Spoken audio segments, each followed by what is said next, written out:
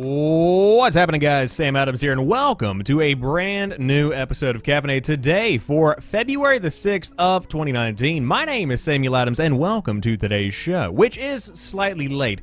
So we normally don't start off the show with an anecdote, but hey, here we are today going off with an anecdote. So basically what happened is that my cable that connects to my camera, that is then routed into my cam link, sort of kind of got bent while I was playing around with my camera, and eventually the HDMI cable just kind of broke. So, unless you guys wanted an ASMR-only version of Caffeinate, we had to postpone the show for a couple of minutes. But hey, it's alright. This is not a professional show, at least not by my standards. But with that aside, for those that are brand new, this is a daily gaming news podcast where I bring you the hottest gaming news from around the industry, and I pack it up in one tight, neat little podcast for you to enjoy. And today, we have big news about Anthem because it is going to be one of the biggest games of the spring, and if the recent demos are anything to go off of, people are going to be absolutely eating it up.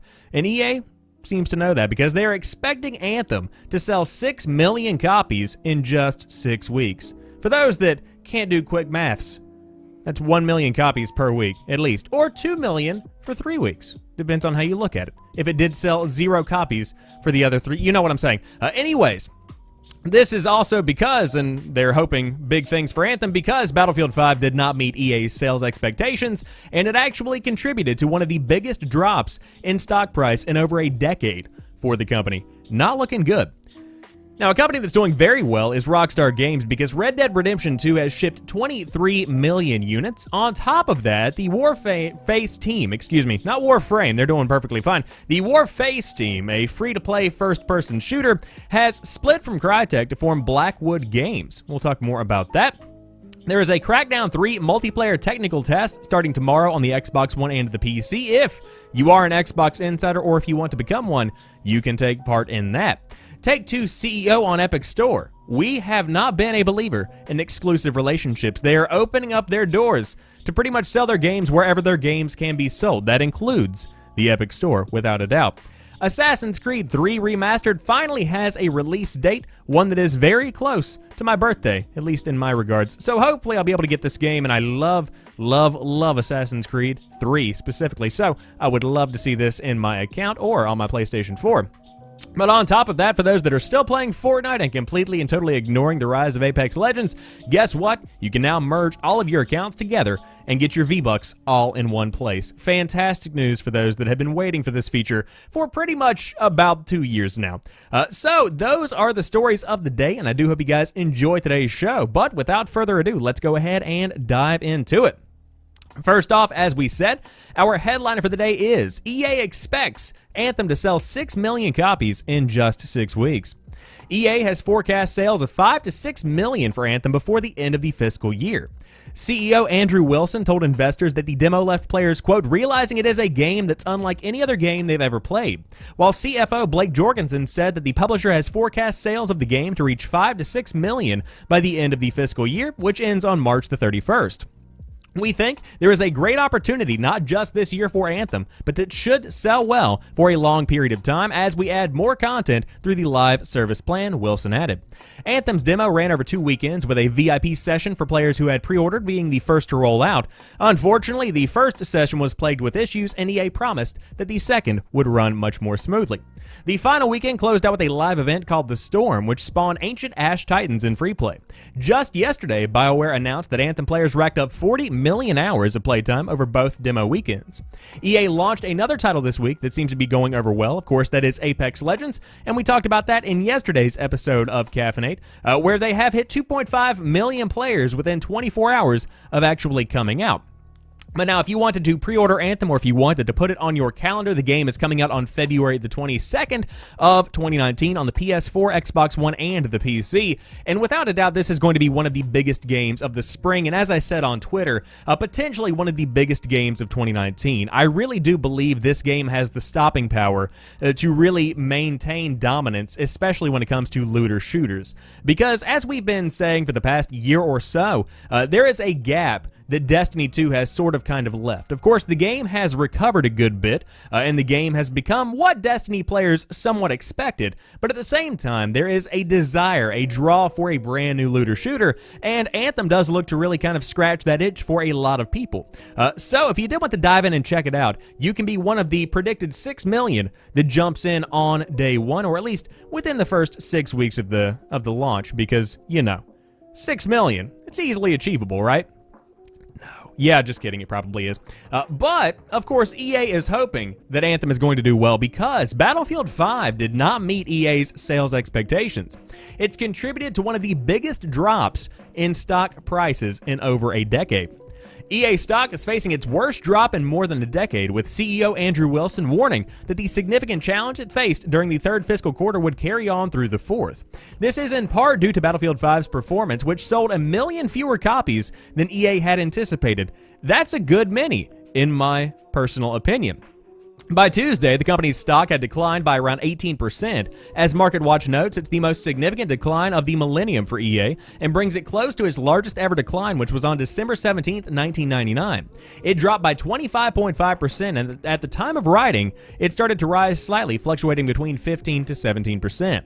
In a conference call, Wilson also mentioned Battlefield 5's delay, and that this launch around the holidays meant that it was often discounted to ensure it could compete with other games vying for attention of holiday shoppers. As a result of these decisions, we struggled to gain momentum and did not meet expectations for the quarter, Wilson said. We made some calculated decisions that did not work as planned in Q3, and we did not execute well in other areas of our business. Against the backdrop of a very competitive quarter, the combination of those factors led to our underperformance. EA did post an increase in both revenue and profit, though. The net income for the third financial quarter was $262 million, with revenue amounting to $1.29 billion. You know, just an easy billion, nothing to worry about. You know, just a billion. During the same 3-month period last year, revenue was $1.16 billion, and net bookings, however, fell. These take into account commitments like annual subscriptions, and EA reported a drop from $1.97 billion to $1.61 billion. February is undoubtedly going to be an important month. As we've talked, Anthem is coming out, and on top of that, Apex Legends has been really making some waves. Now, Random Streak in the chat says Battlefield 5 isn't even a polished game yet. All Battlefield games take a year to reach their peak, and I would agree with that statement to some regard. Now, of course, when it comes to the status of Battlefield 5 as it stands right now, I really do enjoy the game. Now, I did buy the game at a discount over the holiday season, and I did enjoy it on the PlayStation 4, but as time went on, I really did want the agility of a PC kind of setup with mouse and keyboard, so I rebought the game again via Origin for my PC. And with that second purchase, I really kind of got back into the game, and I started to embrace it more and more. And so as I began to kind of dig into it and really give it a good shot for the first time, and it became the daily grind for a couple of weeks, it really is a solid Battlefield experience, one that does kind of hone in those classic Battlefield experiences that I remember growing up with Battlefield 3 and Battlefield Bad Company 2. There's a lot of that within the newer Battlefields if you really do dig deep enough. Now, of course, with that being said, for people to dig deep enough, you have to sell copies of the game. And that's apparently not what's happening right now. Of course, a lot of people say it's because of the setting of World War II, where it does feel old as compared to these modern kinds of shooters, such as Apex Legends, which is, of course, a very different style of game. But the setting feels so much more modern and fast-paced, and it's just a different style of game, ultimately, and apparently one that gamers and fans of first-person shooters aren't that interested in, selling less than, you know, a lot as compared to what was anticipated to begin with. Now, of course, EA is not going to be going under anytime soon.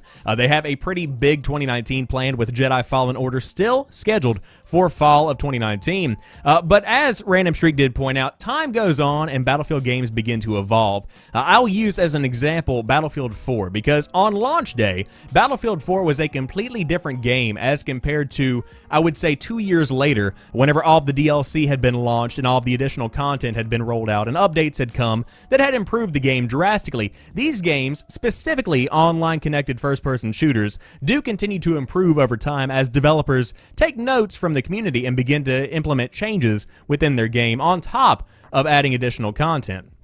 So will Battlefield 5 begin to evolve and begin to change? Perhaps. You know, there is the big Battle Royale update that should be coming sometime in the spring, so that could be very exciting for some people. But again, EA is kind of giving a mixed signal here because you do have the Battlefield 5 BR, but on top of that, you just released Apex Legends, that is the #1 game on Twitch at the time of this video. So, I mean, when it comes down to it, I don't know if the marketing is there and if the drive is there for Battlefield 5 to really kind of regain its confidence in a way and to make a significant resurgence. I hope it does because it's a very fun game. I love everything about it. But again, just a couple of changes here and there, it could be a big, big contender. However, has the ship sailed? That's kind of a person-to-person subjective decision. Now, one game that is doing very, very well, and one game that is absolutely stellar, is Red Dead Redemption 2, and it has shipped 23 million copies sold. Complete and total side note, if you haven't listened to the soundtrack, oh my god, this thing is good. So, in a Take-Two earnings call, the publisher behind Red Dead Redemption 2 revealed that the anticipated Old West game has shipped 23 million copies to retailers since its October launch. That means that since the initial Week 1 shipment, Take-Two reported in November, Red Dead has shipped an extra 6 million copies over the holiday. This is another distinction between shipped and sold, so it does not necessarily mean that Red Dead Redemption 2 has sold 23 million copies, but it's probably pretty close. Despite this huge number, Take-Two's stock price is overall lower than expected, so Red Dead alone isn't solving all of their problems. It was reported by the NPD Group that Red Dead Redemption pulled ahead of Call of Duty to be the best-selling game of the year in the United States, though with that caveat that Call of Duty Black Ops 4's PC sales were not counted into its total. Assuming Red Dead Redemption continues to sell, though, it is likely that retailers will continue ordering more copies. And of course, this game is phenomenal, okay? When it comes to story-based games, Red Dead Redemption 2 is perhaps a bit longer than it really needed to be. That's what she said. But still a fantastic experience and one that really does hit home and really does kind of hit in the heart. It is a really, really stellar experience. So if you haven't played it, I would highly recommend playing it without a doubt. But 23 million copies shipped is a significant milestone in my opinion. But on top of that, the fact that it was the best-selling game in 2018 over Call of Duty in the States, even if those PC numbers for Black Ops 4 were not counted, the fact that it's even a marginal contender is something that is mind-blowing. And that just goes to show how powerful Rockstar really is, because they can release any game and people buy it. And by people, I mean the mainstream gamers. You know, with Call of Duty and Madden, they are continuously resurging every single year as some of the biggest sellers, if not for the month that they come out, for the entire year. And that's because some people simply go and buy the newest Call of Duty and the newest Madden every year, along with stuff like NBA 2K18, 19, whatever year it might be. But for Red Dead Redemption 2 to pull out shows that mainstream audience that saw Rockstar Games with Grand Theft Auto 4 and 5, they began to return for Red Dead Redemption 2. And those that maybe played Red Dead Redemption growing up came back for the sequel, even though they might just normally buy a couple of games every year. That's a very significant point that I do want to drive home. Big stuff happening there. So again, if you have not played Red Dead Redemption 2, it's probably not going to have a price drop. It might go on sale, but man, Rockstar Games just hold in there when it comes to their value. But hey, totally worth renting at least, and then you'll probably end up buying it anyway because it's just such a good game. Good game. Controls, a little bit iffy, but still, quality game. Now, one game that is potentially a quality game, not really, but still a potentially quality game, Warface, has a team that has split from Crytek to form Blackwood Games. The new studio will take over and continue development on Warface franchise going forward. Today, the development team at Crytek Kyiv, behind free-to-play shooter Warface, has announced it will be parting ways with Crytek and forming a separate studio, Blackwood Games. In an official blog post, the Warface team announced the Blackwood Games will be led by Warface creative director Michael Kimzon? I'm going to go with that. And going forward will be in charge of future development on the Warface franchise. Quote, "The development team of Warface has always inspired us," said Crytek's CEO. "To go independent in order to enable a closer partnership with the game's publisher is a strategic move, which we all agree is best for the future of the game. At the same time, this recognition will allow us to focus on our own core IPs and long-term plans. Warface is currently published by My.com in North America and Europe. Strange. My.com has previously published the game from launch in Russia and other nearby regions. Prior to the Switch, Warface was published in North America and Europe by a partnership between Tryon Worlds and Crytek. It was a tough decision to leave Crytek after all these years, but sometimes you need change to evolve, Kaisman said. It is very important for us to focus on developing Warface in a way that lives up to players' expectations. We have kept the development team intact, and their expertise will allow us to move forward with our plans and ideas. Yet we are very thankful to Crytek for all of the great years together and for their commendable support of this move. And I will admit, interesting stuff. Now, for those that don't know what Warface is, it is a Call of Duty-esque shooter that does blend in elements of different first-person shooters, but ultimately it's a free-to-play game on PS4 and PC as of right now, if I remember correctly. The reason that it rises to prominence in my mind is that it did fill a kind of gap where Fortnite was beginning to kind of die down for a lot of streamers, especially those that played on Facebook, because for one reason or another, I end up watching some streams on Facebook from time to time, and Warface begins to kind of rise to the top. Whether that was ad-funded kind of gameplay, I don't really know. Don't really remember, to be honest with you. But overall, it's a free-to-play game, and you can check it out if you do want it. But it's an impressive game, considering it is not from a significant, household name brand studio. However, with Blackwood Games becoming the new norm for the development team for Warface, hopefully this begins to grow and evolve, and it could become a big contender for your first-person shooter attention in the next 5 to 10 years, maybe even 2 to 3. It's crazy how things shift in the gaming industry these days, because normally you would have one game rising to prominence for a very long time and then falling off gradually. Now, you have stuff like Apex Legends, where it hits and is announced on the same day and is absolutely a worldwide sensation, and will it die down? Who knows? It's always an exciting time because you never know what's going to be coming up next in the world of gaming. I mean, Monster Hunter World rose to the top. It was the cream, as Macho Man Randy Savage would say. However, I digress.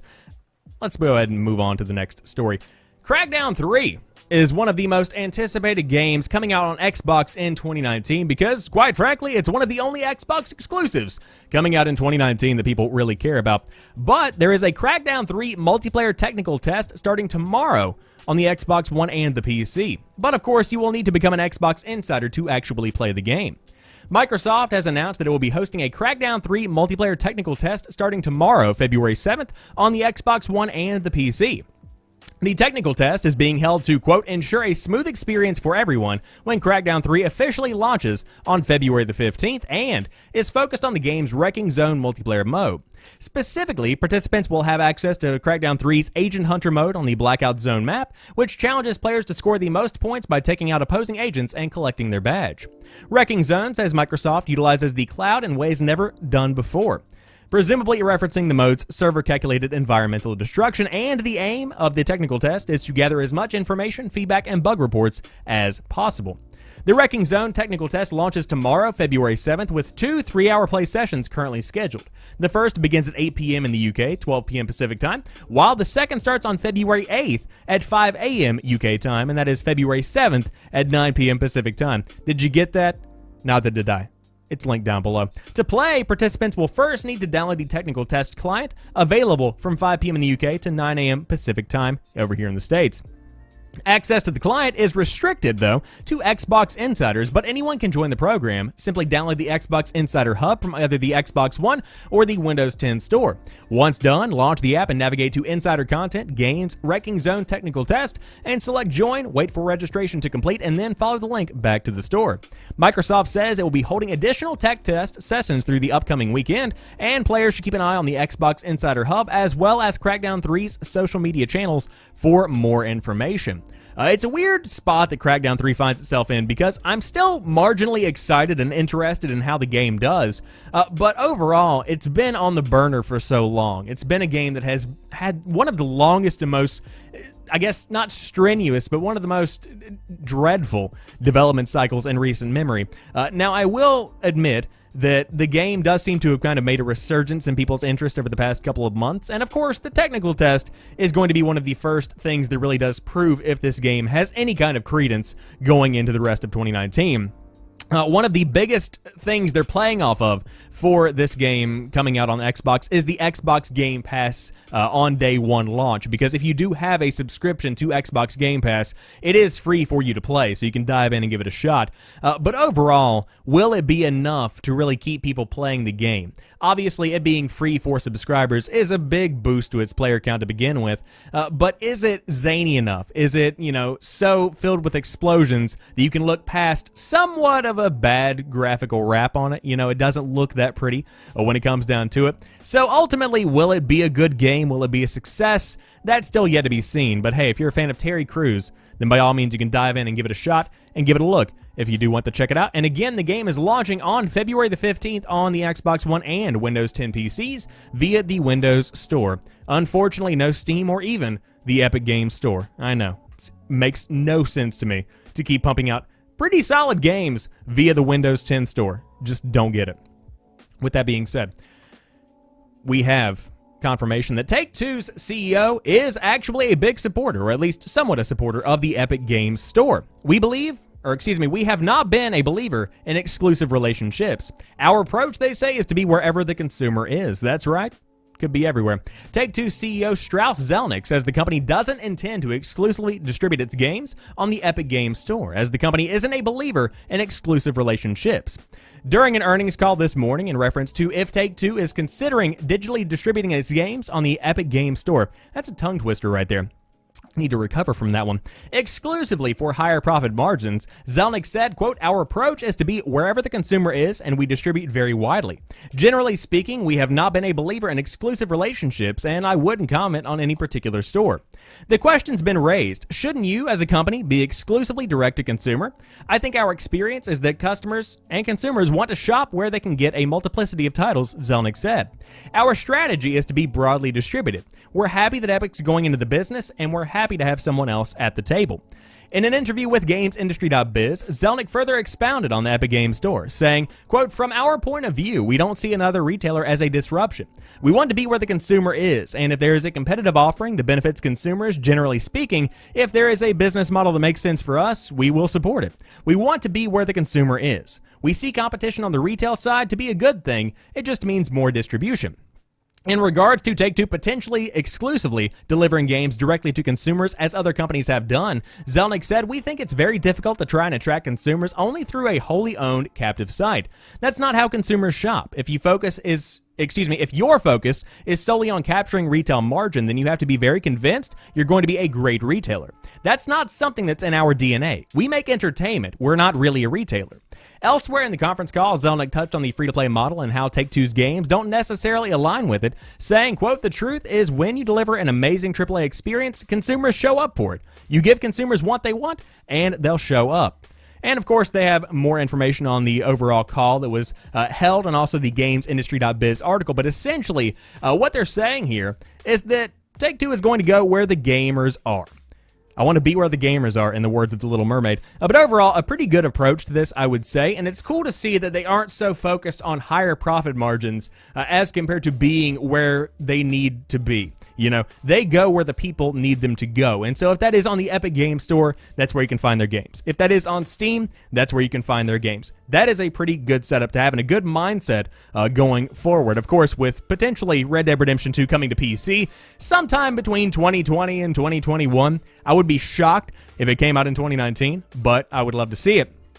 So we'll see what happens going forward. Of course, I would love for the Epic Games Store to take off. And a lot of people have said, they're diehard devotees to Steam. A lot of people have been against Epic Games starting up a store to begin with. And I will say this, and I always like to reiterate this when I can. Any kind of competition within an industry that is overwhelmingly dominated by any kind of monopoly is going to benefit the consumer in the long run, because it forces, if anything, the company in power or the person in power to iterate and to change things and to become the place where people want to spend their money. And that's what Steam is currently facing right now. I would love to love Steam again. Right now, I don't. It's fine, but it needs to have a giant redesign, which we were promised and should get in 2019. It needs to have a different business model for indie developers that is more welcoming instead of having a relatively unfair split, in my personal opinion.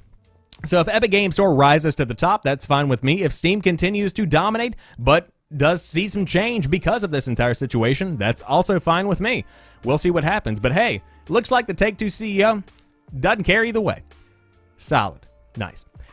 But one of the games you could be buying very soon is, in fact, Assassin's Creed III Remastered, because it finally has a release date. You can revolt on March the 29th of 2018. Ubisoft announced the release date for Assassin's Creed III Remastered today. This fancier version of the revolutionary, in setting at least, third entry, and its spin-off Liberation will launch on March the 29th. You can, of course, check out how much has changed since the original in the comparison trailer as shown in the article.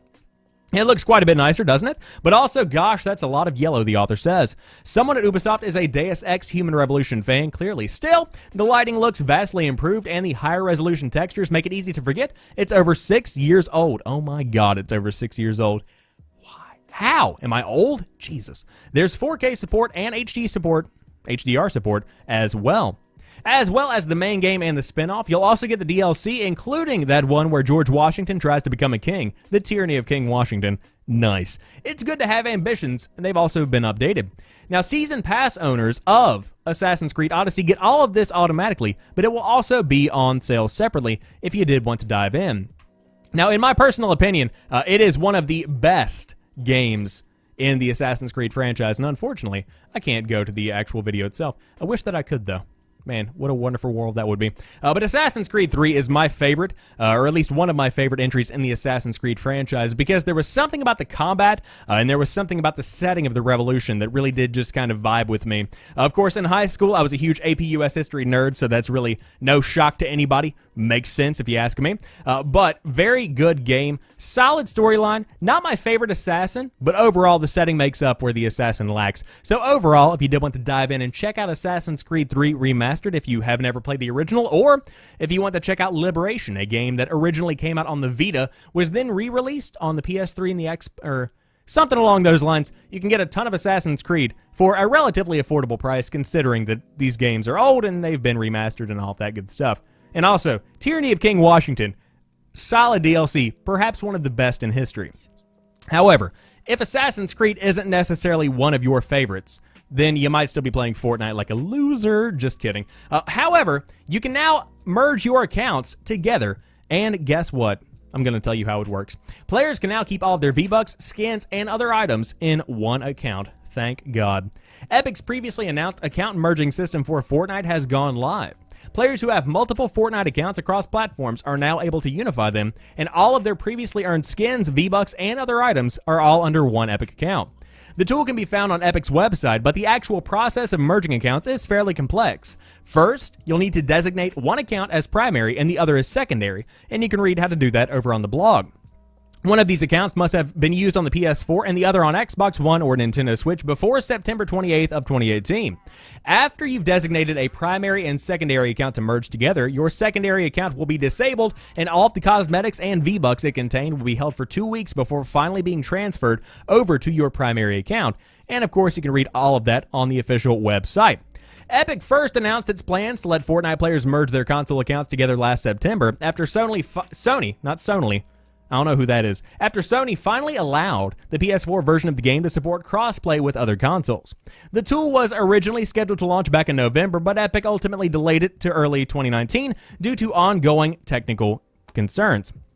We want to make sure that this process is thoroughly tested and working properly before releasing it to those of you currently looking to transfer purchases from other accounts to your primary account, the company said.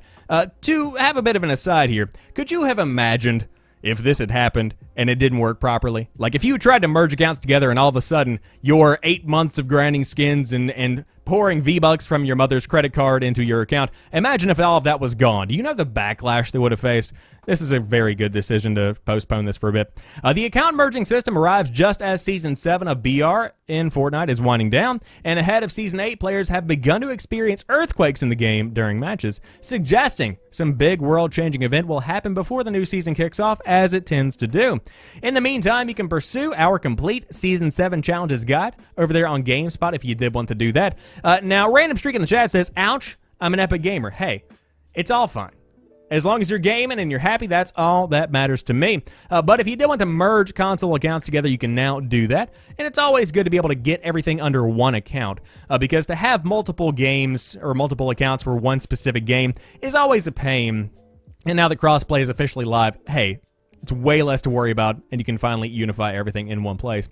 But that wraps it up for today's episode of Caffeinate. I hope you guys have enjoyed today's show, and if you did, be sure to drop me a like down below. And of course, if you are watching live on Twitch, I appreciate you immensely. Thank you for joining me for today's show.